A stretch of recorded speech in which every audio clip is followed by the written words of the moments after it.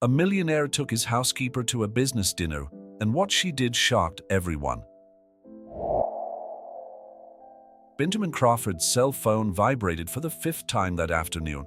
The CEO of Crawford Technologies barely had time to check the message before his secretary, Amanda, burst into his office on the 40th floor of the building in downtown Manhattan.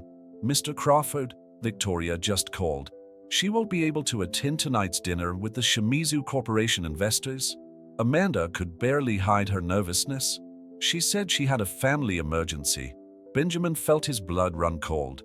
Victoria Bennett was his best project presenter, fluent in Japanese and an expert in international relations. The dinner with the Japanese executives had been scheduled for months, and her presence was essential for the presentation of the new artificial intelligence system that could revolutionize the Asian market. Running his hands through his gray hair at the temples, Benjamin tried to keep his composure. At the age of 40, he had already faced several corporate crises, but this one seemed particularly challenging. Crawford Technologies needed this investment to expand its operations in Asia, and he knew that the Japanese highly valued the presence of women in negotiations as a sign of diversity and modernity. That's when Isabella Rodriguez walked down the corridor, discreetly pushing her cleaning trolley. Benjamin watched her for a moment through the glass walls of his office. There was something different about her. Her elegant posture, her attentive gaze, the way she carried herself, even when carrying out simple tasks.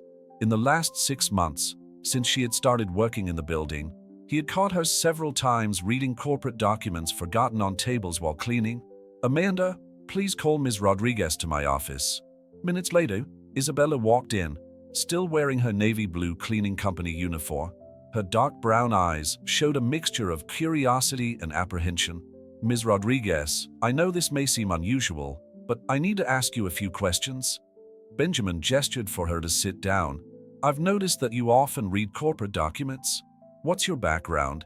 Isabella hesitated for a moment, tucking a lock of her dark hair behind her ear. "I have a master's degree in international relations from the Universidad Central de Venezuela, Mr. Crawford, but my degree is not recognized here in the United States." Benjamin leaned forward, interested. "And you speak languages other than English and Spanish?" "Yes, sir. I speak Japanese, Mandarin, and French. I used to work as an international consultant in Caracas before." She paused, her eyes momentarily clouded by memories she seemed to want to forget. "Before I had to leave the country." The CEO felt his heart racing. "Ms. Rodriguez, I need your help. I have a crucial dinner tonight with Japanese executives from Shimizu Corporation. My hostess canceled at the last minute, and I need someone who understands business and speaks Japanese." Isabella's eyes widened in surprise at the proposal. "But sir, I'm just a cleaner here." "No, you're much more than that. You're a qualified professional who is temporarily in a different position. I can arrange an appropriate dress, makeup, everything you need. Dinner is at Le Bernardin at 8 p.m. After a moment's thought, Isabella nodded. "I accept, Mr. Crawford, but I have one condition. If I can help with the negotiation, I'd like a real opportunity in the company." "Deal." The next few hours were a rush. Benjamin sent Amanda with Isabella to buy a suitable dress in a boutique on Fifth Avenue. Meanwhile, he reviewed the project presentation, trying not to think about the risk he was taking by betting everything on a cleaning lady. At 7:45 p.m., Benjamin was waiting in the lobby of Le Bernardin when Isabella arrived. He almost didn't recognize her. Her elegant navy blue dress emphasized her figure, and her hair was done up in a sophisticated bun. More than her appearance, there was a confidence in her gaze that impressed him. "Are you ready?" he asked, offering his arm. "Hi, Crawford-san," she replied with a discreet smile, demonstrating that she was already in character for the meeting with the Japanese. The Shimizu Corp executives were already waiting for them in a private room. Isabella immediately began conversing in fluent Japanese, making the appropriate introductions and demonstrating a thorough knowledge of local customs. During the project presentation, she not only translated the technical information accurately, but also added valuable insights into the Asian market. Benjamin watched in amazement as she conducted the conversation naturally, mixing technical knowledge with emotional intelligence. At one point, when one of the executives expressed concern about the adaptability of the system to the Japanese market, Isabella elaborated on how the technology could be customized to meet the specific needs of local companies, citing similar success stories. Benjamin realized that he was witnessing something extraordinary. It wasn't just Isabella's professional competence that impressed him, but her ability to turn a potentially disastrous situation into a brilliant opportunity. As the evening wore on and the negotiations progressed positively, Benjamin found himself looking at Isabella through different eyes. There was an untold story there, an extraordinary woman whom life's circumstances had forced into a position far below her capabilities. The dinner ended with the Japanese executives clearly impressed, not only with the project, but especially with Isabella. When the last of them said goodbye with a respectful bow, Benjamin realized that that evening had changed everything not only for his company, but also for him personally. Outside the restaurant, as they waited for the car, Isabella finally relaxed her shoulders. "Thank you for the opportunity, Mr. Crawford." "Benjamin, please," he corrected softly. "And I'm the one to thank. You've saved not only tonight, but possibly the future of the company." He paused, choosing his next words carefully.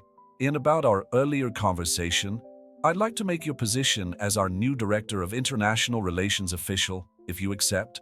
Isabella's eyes glistened with restrained tears, and for the first time that evening, Benjamin saw beyond the competent professional to the woman who had risked everything for a better life. In that moment, under the lights of Manhattan, something changed between them that neither of them was prepared to name yet, but that promised to transform their lives in ways they couldn't even imagine. The morning after dinner, Isabella arrived at Crawford Technologies no longer wearing her navy blue uniform, but an elegant executive suit. The lobby of the building, which she used to clean, now welcomed her with a completely different perspective. Some passing employees barely recognized her. Others stopped to stare, curious at her transformation. Benjamin was already waiting for her in his office, having arrived early to prepare for the transition. In the last few hours, he had barely been able to sleep, mentally going over the events of the night before. It wasn't just Isabella's impressive professional performance that occupied his thoughts, but also that moment shared under the lights of Manhattan. "Good morning, Mr. Crawford." Isabella greeted him formally as he entered the office, carrying a folder with notes he had made during the night about possible strategies for the Asian market. "Isabella, please, we've already talked about this." "It's Benjamin." He smiled, indicating the chair in front of him. "I've prepared some documents to make your position official. Amanda is organizing your new office on the 39th floor." As they went over the papers, Benjamin couldn't help noticing how Isabella seemed perfectly at ease in that corporate environment, as if the last 6 months as a cleaner had only been a break in her true vocation. "The executives at Shimizu Corp sent an email this morning," Benjamin commented, turning his monitor so that she could read it. "They're impressed with your analysis of the system's adaptation for the Japanese market. They want to set up a video call to discuss the next steps." Isabella nodded, but there was a shadow of concern in her eyes. "Benjamin, before we go any further, I need to be completely honest with you about my past in Venezuela." He noticed the seriousness in her voice and closed the office door to ensure privacy. "In Caracas, I wasn't just an international consultant," she began, her hands slightly trembling on the glass table. "I was working on a secret project to document cases of government corruption. When they found out, I had to flee. I left my family, my friends, everything behind." Benjamin felt his heart squeeze. The story explained a lot about the strength and determination he saw in Isabella, but also the constant fear that sometimes showed in her gaze. "Your documents here, are they legal?" he asked cautiously. "Yes, I was granted political asylum, but I still fear for my family in Venezuela, and now, taking up such a visible position in the company." Benjamin stood up and walked over to the window, looking out at the Manhattan skyline. "Isabella, I'll make sure you have all the protection you need. Crawford Technologies has resources and connections that can help keep your family safe."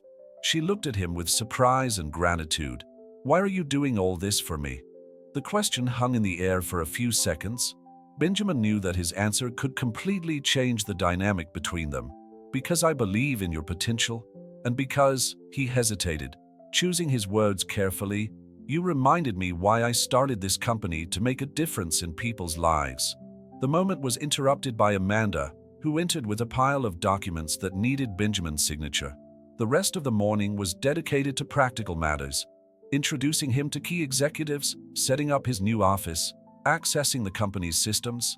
For lunch, Benjamin took her to the Blue Ribbon Sushi Bar and Grill, a discreet but elegant Japanese restaurant on the Upper West Side. As they shared a sashimi, they discussed not only business strategies, but also their personal stories. "What was your life like in Caracas before everything happened?" Benjamin asked, genuinely interested. Isabella smiled nostalgically. "I had a small apartment overlooking Avila, the mountain that dominates the city.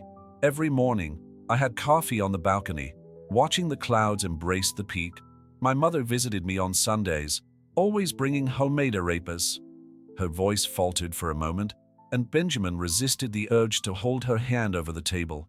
Instead, he shared his own story of loss, how he lost his father at a young age and had to take over the family business before he felt ready. "Sometimes the greatest challenges take us to the most unexpected places," he reflected. Back at the office, Isabella plunged into her work with impressive dedication. Within a few hours, she had already prepared a detailed report on possible expansions in the Asian market and started establishing contacts with potential partners in Tokyo. At the end of the day, when most of the staff had left, Benjamin found Isabella still in her new office, surrounded by reports and with a cold cup of coffee by her side. "You need to rest," he said from the doorway. "It's been an intense day." She looked up, smiling tiredly. "I guess I'm trying to make up for the last 6 months all at once." "Let me take you home," he offered, surprising himself with the naturalness of the invitation. During the drive in Benjamin's Tesla to Isabella's modest apartment in Queens, a comfortable silence settled between them.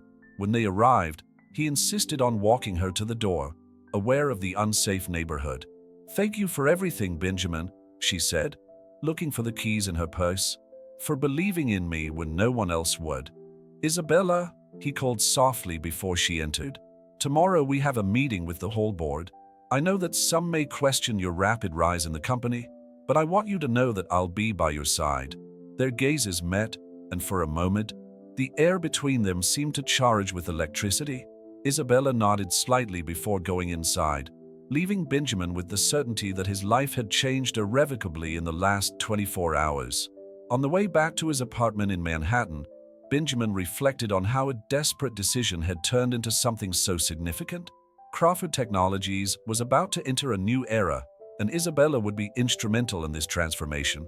But beyond the professional prospects, there was something else blossoming that he wasn't yet ready to name, but which made his heart beat faster every time he thought of her smile. The meeting with the board was scheduled for 9 in the morning, and Isabella arrived at the office an hour early to get ready. As she reviewed her notes in the empty conference room, her hands trembled slightly as she gripped her coffee cup.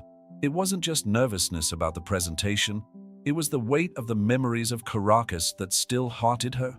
Benjamin found her there, absorbed in her thoughts. "Ready?" he asked, gently putting his hand on her shoulder. "Almost," Isabella replied, trying to smile. "I just need to—" Her sentence was interrupted when Martin Reynolds, the finance director, abruptly entered the room. His gaze swept across Isabella with obvious suspicion. "Benjamin, can we talk in private before the meeting?" Martin's tone made it clear that it wasn't a request.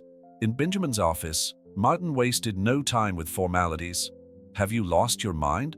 Promoting a cleaner to Director of International Relations? The board will eat us alive." "She has a master's degree in international relations and years of experience as a consultant," Benjamin replied, keeping his cool. "And you've seen the emails from Shimizu Corporation. They're impressed. What about background checks? References? She's an immigrant, for God's sake." "An immigrant with legally granted political asylum," Benjamin cut in, his voice hardening. "And if you'd done your homework, Martin, you'd know that I've already carried out all the necessary checks." As the other directors began to arrive for the meeting, the atmosphere was tense. Isabella could feel the questioning looks, the barely concealed whispers. But when she began her presentation on the expansion strategy for the Asian market, something changed in the room. Her analysis was impeccable, backed up by years of experience and a deep knowledge of the international market. She presented detailed projections, risk analysis, and an implementation plan that even considered the cultural nuances that could affect negotiations. Our main competitive advantage is not just technological, explained Isabella, her voice firm and confident. It's our ability to adapt our products to the specific needs of each market. Success with Shimizu Corp is just the beginning.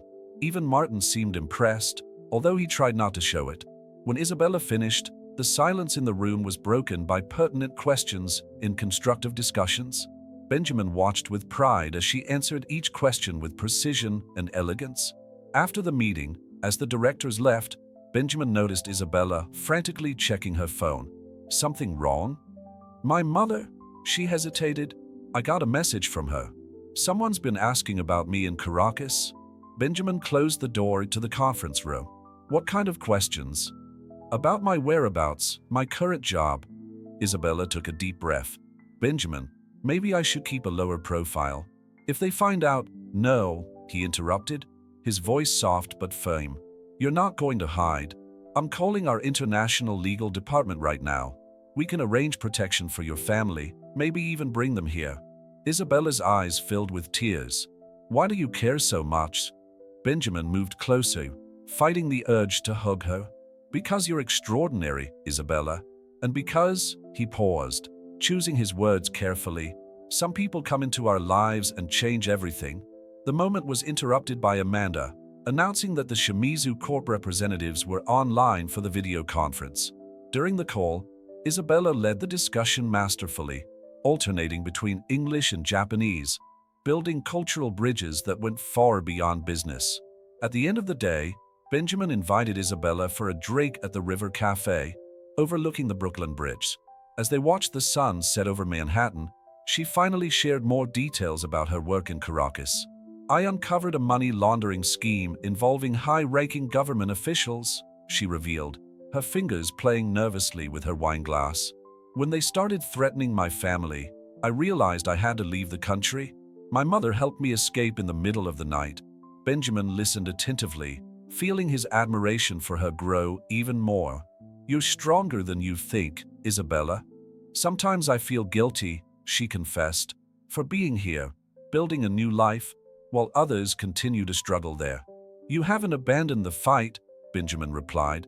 You've just changed the battlefield, and now you have more resources to make a difference. When the sky was completely dark and the city lights shone like earthly stars, Benjamin realized that he was hopelessly in love with Isabella. It wasn't just her intelligence or her courage that attracted him, but the way she turned adversity into strength, how she maintained her compassion even after everything she had been through. Isabella, he began, his heart racing. I know it's complicated, with our professional relationship and all, but a ring on Isabella's cell phone interrupted the moment. It was her mother again, this time with more urgent news. Her younger brother had been detained for questioning in Caracas. Benjamin's face hardened with determination. We'll sort it out, he promised, already picking up his own phone. I have contacts at the American Embassy in Caracas. I won't let them hurt your family. In that moment, under the lights of Brooklyn, they both realized that their destinies were irrevocably intertwined, not just by business or attraction, but by something much deeper, a connection forged through shared challenges and a mutual understanding that transcended words. The next few days at Crawford Technologies were a roller coaster of emotions for Isabella. While she coordinated negotiations with Shimizu Corp during the day, she spent her nights on agonizing calls with her family in Caracas. Her brother Miguel had been released after 48 hours of interrogation, but fear persisted like a constant shadow. Benjamin mobilized every possible resource to ensure the Rodriguez family's safety. Through his contacts at the American Embassy, he managed to start the humanitarian visa process for Isabella's mother and brother. However, the bureaucracy was slow, and each day of waiting seemed like an eternity. I managed to arrange a meeting with a specialist in international law, Benjamin informed us, entering Isabella's office on a particularly tense morning. He has experience in cases similar to yours. Isabella looked up from the documents she was reviewing. Thank you, Benjamin, but I don't want the company to get too involved in this. I'm already causing enough problems. You're not causing any problems, he replied, sitting down in the chair opposite her desk. In fact, The company's shares are up 12% since the announcement of the partnership with Shimizu Corporation. A shy smile lit up Isabella's face, but it soon disappeared when her phone vibrated with a new message. It was a photo of her old house in Caracas, clearly taken by someone watching her. Benjamin noticed her change of expression and approached, worried. "They won't give up," Isabella whispered, showing him the photo. "As long as I'm here, my family will remain in danger." "Then let's get them here faster," Benjamin declared, determined. "I have a friend in the New York senator's office. I'll call him right away." That afternoon, while Isabella conducted a video conference with Japanese executives, Benjamin worked tirelessly behind the scenes. As well as political contacts, he activated a private security company to monitor the Rodriguez family in Caracas. The day was already drawing to a close when Martin Reynolds showed up at Benjamin's office again, this time with a different expression on his face. "The numbers don't lie," Martin admitted, placing a report on the table. "Isabella has not only impressed the Japanese, but is also attracting interest from European investors. I think I owe her an apology." Benjamin nodded, appreciating his finance director's unexpected humility. "She's exactly what the company needed, Martin, and now we need to protect her." After Martin left, Benjamin found Isabella in the building's cafeteria, where she was having her third coffee of the day. Tiredness was visible on her face, but there was an unwavering determination in her eyes. "I have an offer," he said, taking a seat next to her. "My place on the Upper East Side has a guest apartment downstairs. It's safer than your current address in Queens, and when your family arrives, there'll be enough room for everyone." Isabella stared at him, surprised by the offer. "Benjamin, I can't accept. You're already doing too much for me. It's only temporary, until we sort out your family's situation," he insisted. "Besides, the apartment has been empty for months since my sister moved to Chicago." Before Isabella could reply, Amanda rushed in. "Mr. Crawford, the American embassy in Caracas is on the line. They have news about the Rodriguez family case." The next few minutes were tense as Benjamin and Isabella listened to the embassy official. The humanitarian visa process had been accelerated, but there were still complications. The Venezuelan authorities were making it difficult for citizens to leave, especially family members of people considered to be of interest. "How long?" Isabella asked, her voice trembling. 2 weeks at best," the official replied. "But we need them to be prepared to leave quickly when the authorization arrives." After the call, Isabella finally gave in to exhaustion, allowing a few tears to escape. Benjamin, without a second thought, wrapped her in a protective embrace. "It's going to be all right," he whispered, feeling his heart race with the closeness. "You're no longer alone in this fight." The intimate moment was interrupted by Benjamin's cell phone. It was his contact at the private security company informing him that they had identified 2 suspicious men near the Rodriguez family home in Caracas. "I can't wait 2 weeks," Isabella declared, regaining her composure. "I need a plan B." "I already have one," Benjamin replied, his brain working rapidly. "I'm sending a team from Crawford Technologies to Venezuela next week, supposedly to assess market opportunities. Your mother and brother can be included as local consultants." The plan was risky, but possible. With the company's resources and the right contacts, they could create a legitimate cover to get Isabella's family out of the country without arousing suspicion. "Why are you risking so much for me?" Isabella asked, the question that had been haunting her thoughts for days. Benjamin looked her in the eye, knowing he couldn't put off the truth any longer. "Because over the last few days, I've realized that you've become the most important person in my life. And I'm not just talking professionally." The silence that followed was filled with emotion and possibilities. Isabella felt her heart racing, torn between gratitude, fear, and a growing feeling that she could no longer deny. Benjamin's confession still echoed in Isabella's mind as she entered her new temporary home on the Upper East Side. The guest apartment was larger than her current place in Queens, decorated with the understated elegance that characterized Benjamin's style.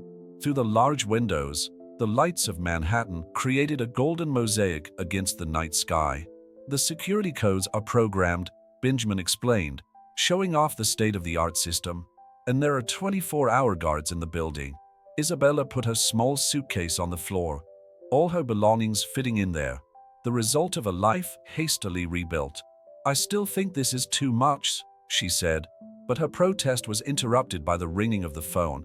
It was Miguel, her brother, calling from an unknown number. "Isabella, they're following Mom." His voice trembled. "We need to get out of here before 2 weeks." Benjamin, realizing the urgency of the situation, immediately activated the speakerphone on his own mobile, connecting with his security team. Within minutes, a contingency plan was taking shape. "I can have a private jet ready in 72 hours, Benjamin informed him, after Miguel had hung up. "But we need a convincing distraction." That's when Isabella had an idea. Shimizu Corp mentioned an interest in expanding to Latin America. "What if we organized a conference in Bogota? Caracas could be a technical stop on the itinerary." Benjamin smiled, amazed at her quick thinking. "Perfect. I can send a team apparently focused on market research. Your family can be consulted as part of the process." Over the next 48 hours, Crawford Technologies went into a frenzy of activity. Martin Reynolds, now an unlikely ally, helped create a convincing paper trail for the supposed Latin American expansion. Amanda coordinated the logistics of the conference in Bogota, while Isabella kept the negotiations with the Japanese on track to avoid suspicion. In the midst of the controlled chaos, Benjamin and Isabella found moments of quiet. During a late dinner in his apartment, she finally spoke about her feelings. "I'm scared," she admitted, playing with the food on her plate. "Not just for my family, but for us. What if I'm confusing gratitude with something else?" Benjamin put his cutlery aside. "Isabella, my feelings for you started before I knew your story, even before that dinner with the Japanese. It was something in your eyes, in your dignity, even when you were cleaning my office. But I'm a walking complication," she tried to smile. "Your life was perfectly organized before me."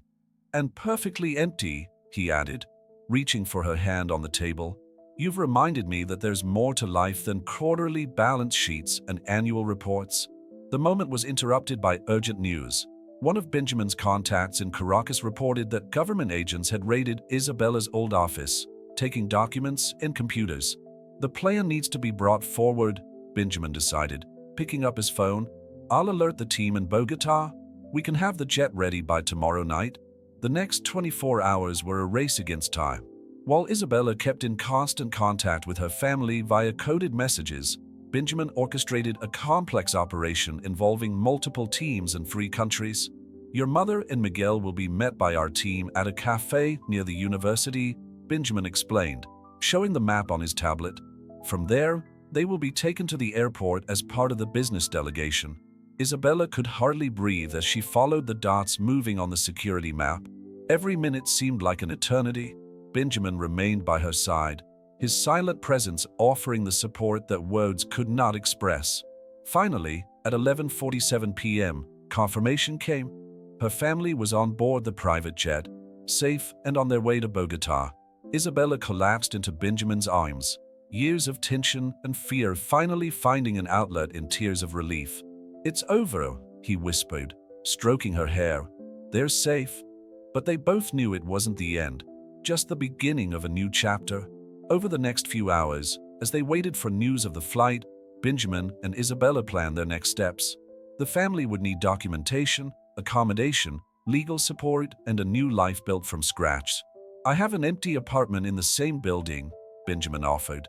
"We can start preparing everything tomorrow." Isabella looked at him with eyes shining with tears and gratitude. "How can I thank you for all this?" "By being yourself," he replied simply. "The strong, brilliant, and compassionate woman I fell in love with." The next morning, as the first rays of sunlight tinged Manhattan with gold, Isabella received the message she had been waiting for. Her family had landed safely in Bogota.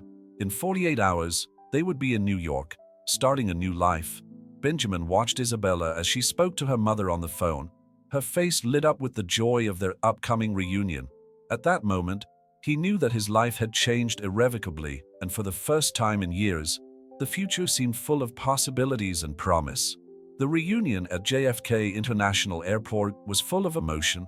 Carmen Rodriguez, Isabella's mother, cried silently as she hugged her daughter, while Miguel, her younger brother, watched everything with still frightened eyes.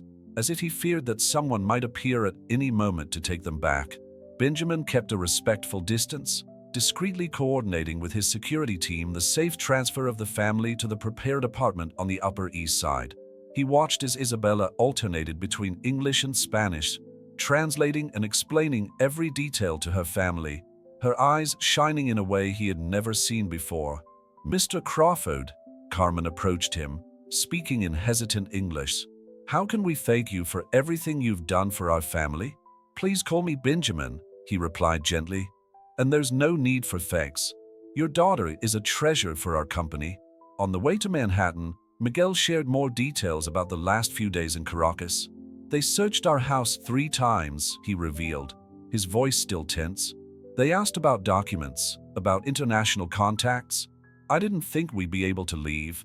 Isabella squeezed her brother's hand, feeling the weight of guilt mixed with relief. "You're safe now. We can start a new life here."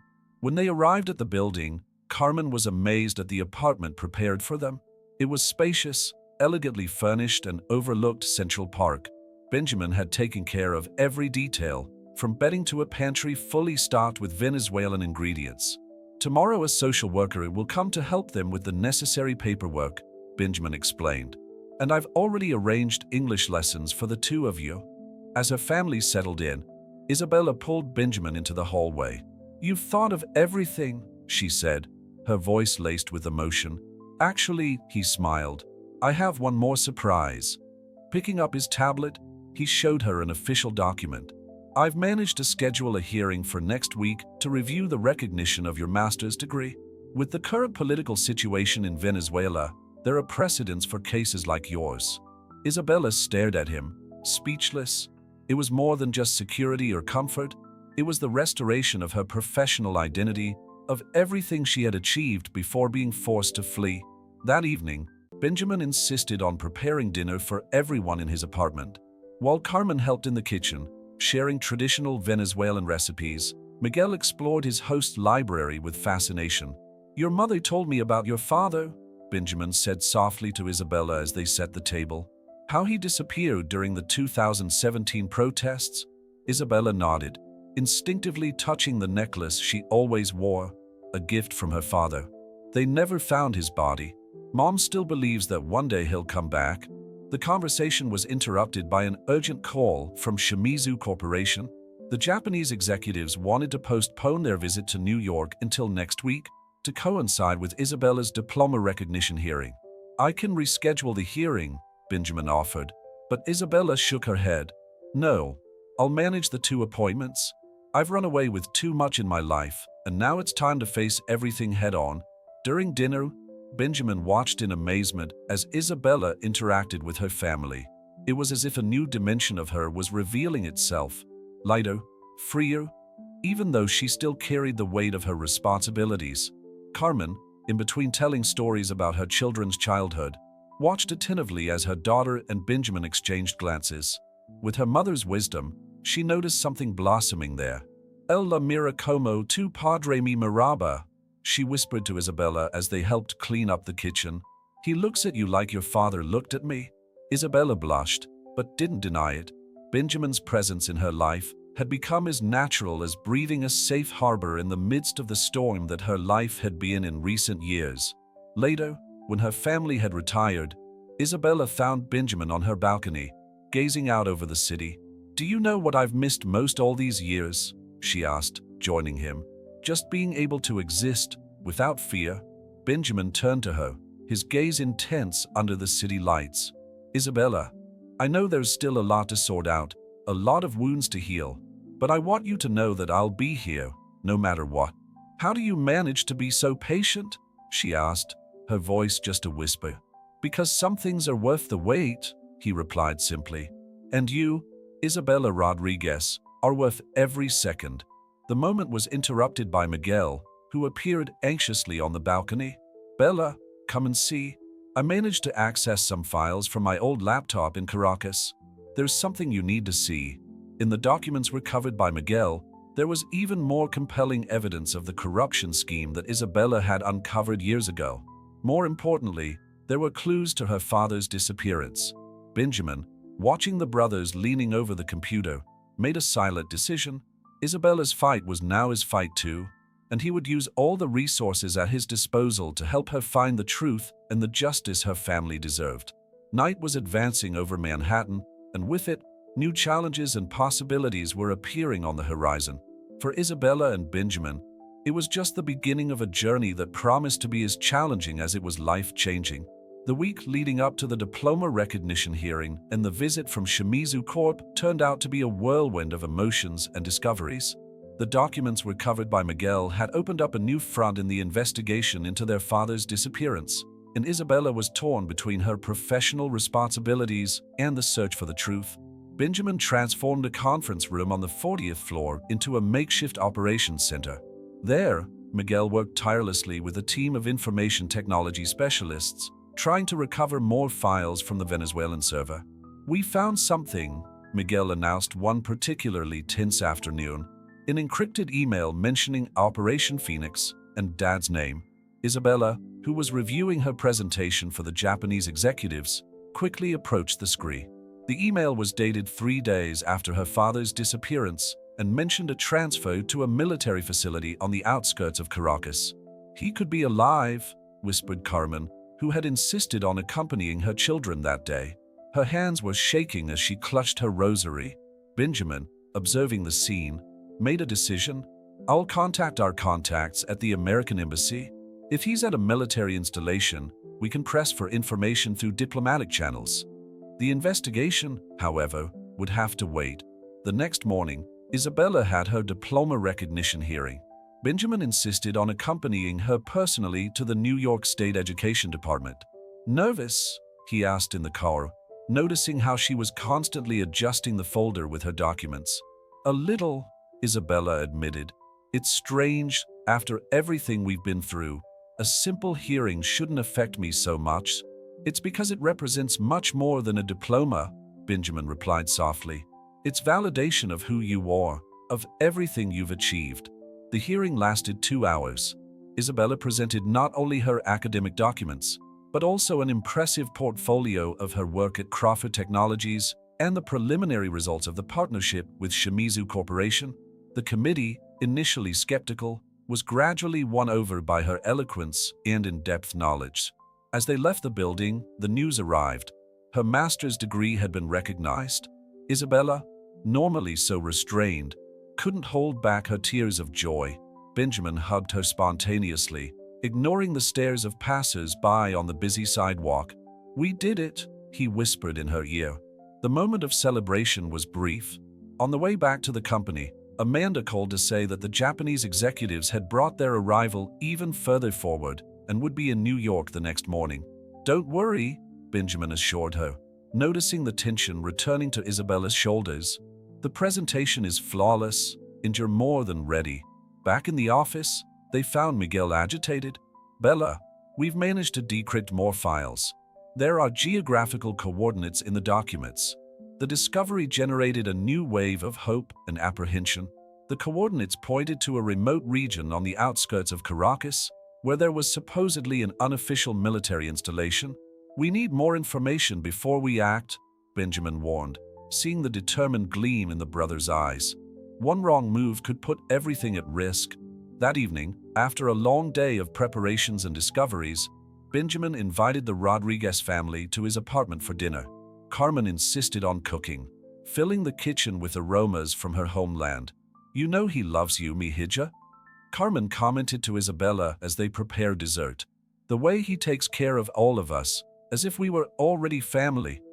Isabella blushed, but couldn't deny it. Over the last few days, Benjamin had become much more than a boss or friend. He was her safe haven, her partner in the toughest battles. After dinner, while Miguel showed Carmen some apps on his new cell phone, Benjamin and Isabella took refuge on the balcony. The night was surprisingly clear for Manhattan, with a few stars visible among the skyscrapers. "Isabella," Benjamin began, his voice serious, "I know tomorrow is an important day for the company, but I want you to know that your family comes first. If you need time to investigate the clues about your father—" "No," she interrupted him gently. "You taught me that we can fight on several fronts. Crawford Technologies isn't just a job to me, it's part of who I've become, who I want to be." Benjamin watched her for a moment, amazed at her strength and determination. You know, when you first walked into that dinner with the Japanese, I thought I'd found a brilliant executive disguised as a cleaner. But I found much more. I found someone who made me believe in second chances, in new beginnings. Isabella turned to him, her eyes shining under the city lights. The unspoken words between them seemed to fill the entire space of the balcony. Benjamin, she began, but was interrupted by Miguel, who appeared agitated at the door. More documents have been decrypted, he announced, brandishing his tablet. And there's something you need to see right away.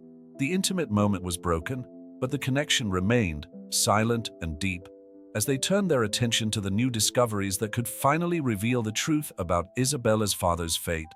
The newly decrypted documents revealed a network of connections that made Isabella's heart freeze.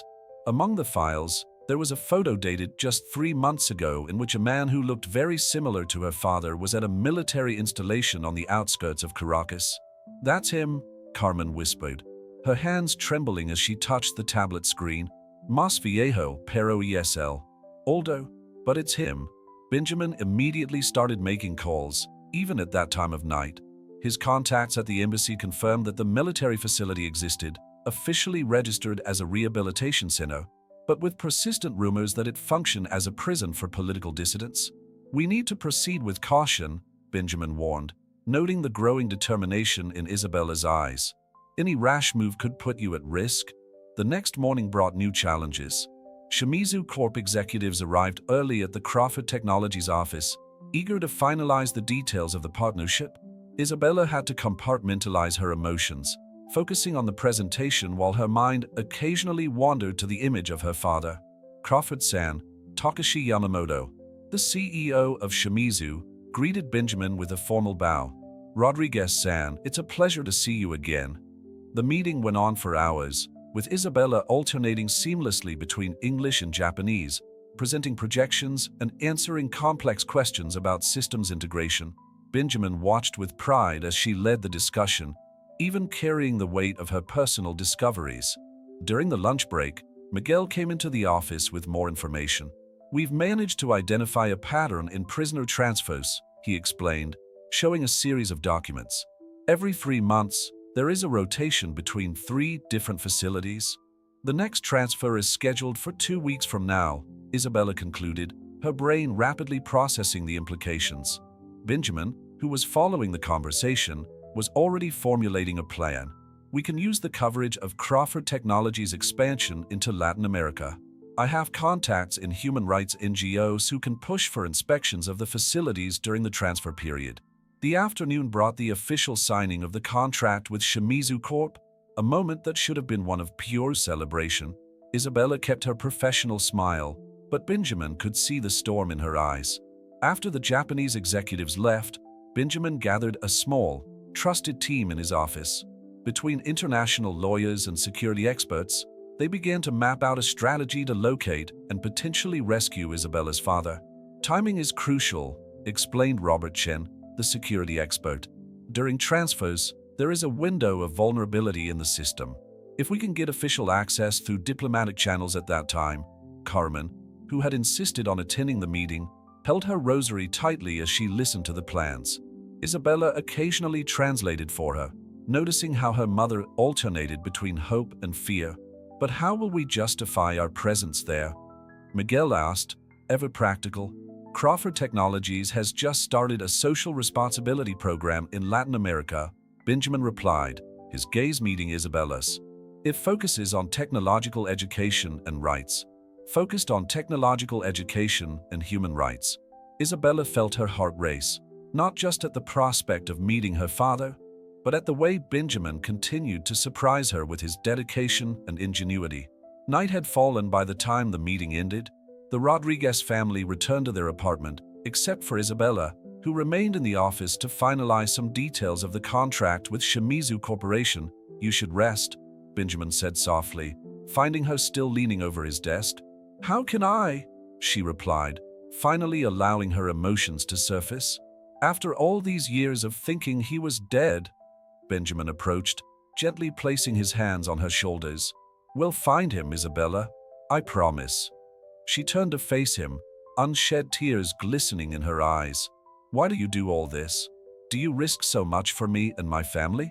"Because," Benjamin hesitated, knowing that this moment would change everything between them.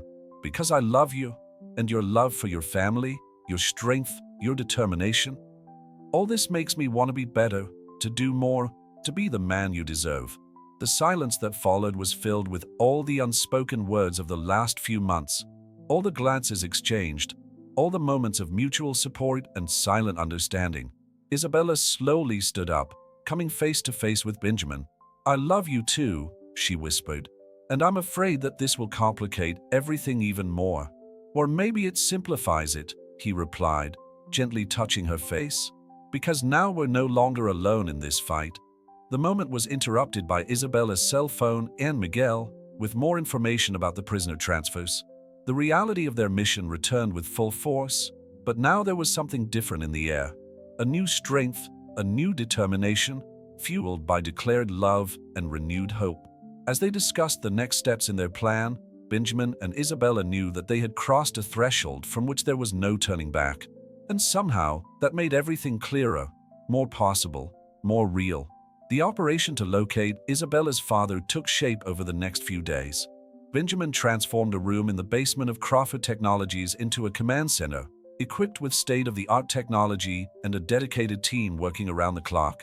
"The NGOs have confirmed the inspections for the day of the transfer," Robert Chin reported during a morning meeting. "We have a 4-hour window to identify and make contact with her father." Isabella, who had barely slept the last few nights, obsessively studied the blueprints of the military installations obtained through Benjamin's contacts. Every corridor, every door represented a possibility, a chance to find her father. "The hardest part will be establishing communication without arousing suspicion," Miguel pondered, adjusting his glasses as he analyzed the documents. "If they perceive our true intention, that's why we need a convincing distraction," Benjamin intervened, unrolling an architectural plan on the table. "Crawford Technologies is going to announce the construction of an educational technology center in Caracas. I'll make the announcement myself, accompanied by NGO representatives." The plan was risky but meticulously drawn up. While Benjamin and his team attracted the attention of the authorities with the announcement of the project, Isabella and Miguel, accompanied by human rights experts, would conduct the inspection of the facilities.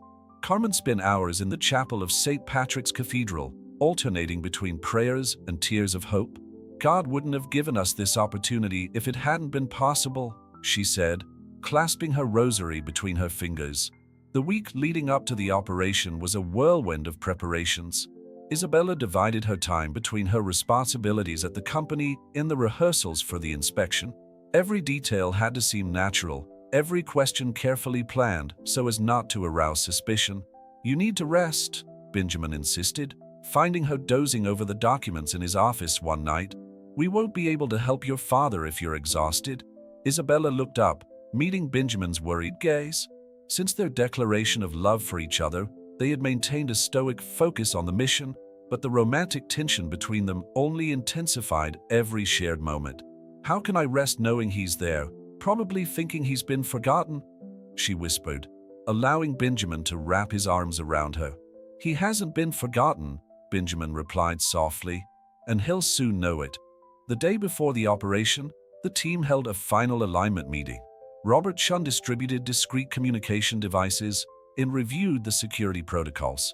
The international lawyers confirmed that all the necessary documents for a possible emergency extraction were ready. "Remember," Benjamin emphasized, "our priority is everyone's safety. If anything looks suspicious, we abort immediately." That evening, Benjamin invited the Rodriguez family to his apartment for dinner.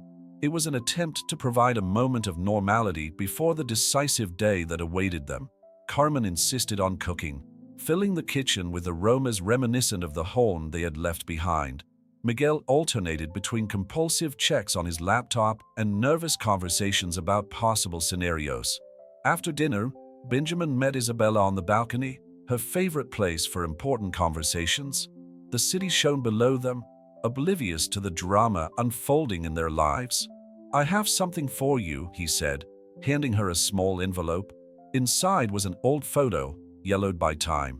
It showed a young Benjamin with his father, shortly before he passed away. "To remind you that I understand your struggle," he explained softly, "and that some stories deserve a different ending." Isabella felt tears burn her eyes. "Benjamin, if something goes wrong tomorrow—" "It won't," he interrupted her gently. "But whatever happens, we'll be in it together. Your fight is my fight now." The moment was interrupted by Miguel, who arrived with the latest updates on the transfer coordinates. The three of them spent the next few hours refining the last details of the plan, each carrying their own hopes and fears. When the Rodriguez family finally prepared to leave, Benjamin held Isabella's hand for a moment longer than necessary. No words were needed. The love between them had become a silent force guiding them through the storm. Back in her apartment, Isabella lay awake for hours, mentally going over every detail of the operation. On the wall of her bedroom, there was a mural with photos of her life in Caracas, frozen moments of a happiness that seemed to have existed in another life. Her phone vibrated with a message from Benjamin. "Get some sleep. Tomorrow we start writing a new chapter in your story." Isabella smiled through her tears, feeling a mixture of fear and hope that had seemed to define her life in recent years. Tomorrow, she would finally be able to complete the puzzle of her family history, and regardless of the outcome, she knew she was no longer alone on this journey. The day of the operation dawned with a palpable tension in the air. Isabella adjusted her professional blazer as she watched Benjamin's team prepare the last details in the makeshift command center. The screens showed heat maps of the military installations in Caracas, live feeds from the HAT security cameras, and a digital stopwatch marking the time until the prisoner's transfer began. "All the NGO documents are in order," Robert Chen confirmed, handing Isabella a folder. "Remember, you're just international observers interested in human rights and social development." Benjamin, dressed impeccably for his role as CEO philanthropist, was making the final adjustments to his presentation on the Educational Technology Center. His eyes met Isabella's across the busy room, silently conveying strength and support. "El Señor está con nosotros," Carmen murmured, patting her daughter before leaving for the church. Her rosary, now wrapped around Isabella's wrist, served as an emotional anchor. The flight to Caracas was tense. Isabella sat between Miguel and an NGO representative, mentally going over every detail of the plan. Benjamin, a few rows ahead, was coordinating the final preparations for the announcement of the project with his team. When she landed in Caracas, the familiar warmth of the city hit her like a wave of memories. The driver assigned by the American embassy drove them through streets that Isabella knew so well, but which now seemed to belong to another life. First phase initiated, Robert's voice sounded through the discreet device in her ear. "Benjamin is starting the presentation in the city center. All the main authorities are present." Isabella and Miguel, accompanied by the NGO team, made their way to the military installations. Every beat of their hearts sounded deafening as they presented their credentials at the entrance. The guard examined the documents for long seconds before nodding positively. "Block C, Sector 4, Miguel whispered, discreetly pointing in the direction where the records suggested his father was being held. Isabella maintained her professional expression as they followed the inspection protocol. The broadcast of Benjamin's presentation echoed through the corridors on a TV in the guard's room. His confident voice spoke of investment and social development, keeping all attention focused on the city center. It was in the third corridor of Block C that Isabella saw him. Even after so many years, even with her hair now completely white, she would recognize her father anywhere. Eduardo Rodriguez was sitting in his cell, reading a worn-out book. The world seemed to freeze. Isabella felt Miguel discreetly squeeze her arm, reminding her to keep her composure. Following the established protocol, she began to ask general questions about the conditions of the inmates, gradually approaching her father's cell. Eduardo looked up as she approached. For a moment, there was no recognition in his gaze. Years of isolation had taken their toll. Then something sparked in his tired eyes. "The inspection is almost over," Robert's voice sounded in her ear. "Benjamin is finalizing the presentation. We need to move now." Isabella began the plan sequence, asking about political prisoners and requesting a specific case review. The NGO representative, following the script, presented documents demanding the immediate release of detainees who fit certain criteria. "Señor Rodriguez," Isabella pronounced her father's name with the formality that masked the turmoil in her heart. Your documents indicate that your detention exceeded the legal time limit without formal charges. Eduardo stared at her, silent tears streaming down his wrinkled face. He had understood. His daughter had come back for him. The next 2 hours were a careful dance of bureaucracy and diplomacy. Benjamin, having completed his presentation, activated contacts at the American embassy who arrived with additional documents. The international pressure, the media presence covering the announcement of the technology center, and the meticulous documentation left the local authorities no choice. When Eduardo finally walked through the gates of the military installation, the Venezuelan sun was already setting over the horizon. Isabella and Miguel were waiting for him in the embassy car, their hearts thundering. "Ms. Rios," he whispered, his voice hoarse with emotion, wrapping his children in an embrace that tried to make up for lost years. The return to New York was a blur of emotions. Carmen, waiting at JFK Airport, collapsed in the arms of the husband she thought she had lost forever. Benjamin, discreetly observing the family reunion, felt his own eyes water. A few days later, in Benjamin's apartment, the Rodriguez family gathered for their first full meal together in years. Carmen cooked frantically, filling the kitchen with the aromas of home, while Eduardo soaked up every moment with his children, trying to fill the void of lost years. "You've done the impossible," Benjamin said softly to Isabella, finding her on the balcony during a quiet moment. "We did," she corrected, entwining her fingers in his. "You've transformed my life in so many different ways." The kiss that followed was gentle, full of promise and possibility. In the apartment, the laughter of her family could be heard, the sound of healing and new beginnings. "You know," Benjamin smiled, "I think we need a deputy CEO at Crawford Technologies, someone with international experience and a unique perspective on second chances." Isabella laughed, leaning her forehead against his. "First, I need to finish writing my story." "Our story," he corrected softly, as the lights of Manhattan shone around them, silent witnesses to a love that had risen from the ashes of despair and blossomed into something extraordinarily beautiful.